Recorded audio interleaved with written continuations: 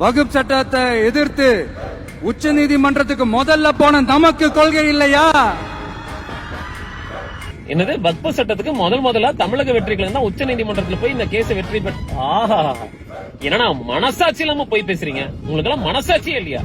அதான் அந்த அம்மாவாசை ஆதவர்ஜன பேச கேட்டு விஜயண்ணா வந்துட்டு ஓகே வக்ஃபு சட்டத்துக்கு எதிராக தமிழக அரசு சார்பா வந்துட்டு ஒரு பெட்டிஷன் ஃபைல் பண்ணிருக்காங்க. அந்த பெட்டிஷன் ஃபைல் பண்ணது யாருன்னா நாடாளுமன்ற உறுப்பினர் ராஜா அவர்கள்.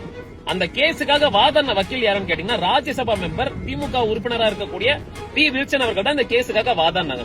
இந்த கேஸுக்காக வாதாடின 5 வக்கீல் தான். அதாவது சுப்ரீம் கோர்ட்ல ஜட்ஜ் ஐயா என்ன சொல்லிருக்காங்கன்னா இந்த கேஸ் வந்து பிஜேபிக்கு எதிராக யாரெல்லாம் வந்து வக்ஃபு சட்டத்துக்கு எதிராக ஒரு பெட்டிஷன் ஃபைல் பண்ணிருக்காங்களோ எல்லாமே தனித்தனியா விசாரிக்க முடியாது, மொத்தமா சேர்த்து நாங்க ஒரு குழுவா போட்டு நாங்க விசாரிங்க, இந்த கேஸுக்காக நீங்க வந்து வாதாடுங்க அப்படின்னு வந்து சுப்ரீம் கோர்ட்ல சொல்லிருக்காங்க.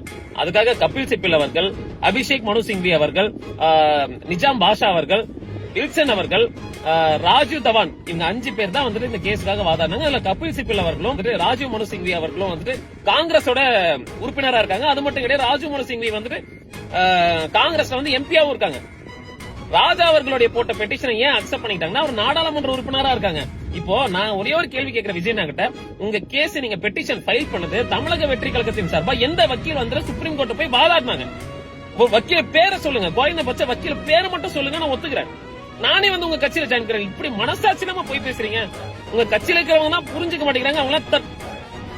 அவங்கள தற்குறியும் கிடையாது, ஆச்சரியக்குறி. அரசியல வர ஒரு மாற்றத்திற்கான ஒரு அறிகுறி நீங்க தானே சொன்னீங்க.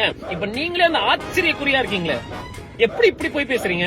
கஷ்டப்பட்ட தமிழக அரசு வந்து ஒரு பெட்டிஷன் ஃபைல் பண்ணி அது சுப்ரீம் கோர்ட் வந்து கேஸ் கஷ்டப்பட்டு வாதாடி நாங்க அந்த கேஸ்ல ஜெயிச்சோம்னா மனசாட்சி இல்லாம தமிழக வெற்றி கழகம் தான் வக்ஃபு சட்டத்துக்கு எதிராக வந்து முதலா சுப்ரீம் கோர்ட்ல வந்து நாங்க கேஸ ஃபைல் பண்ணணும்னு சொல்றீங்களே, இது பேர் என்ன தெரியுங்களா? ஆச்சரியக்குறின்னு சொல்லுவாங்க. நீங்க சொன்னதுதான்.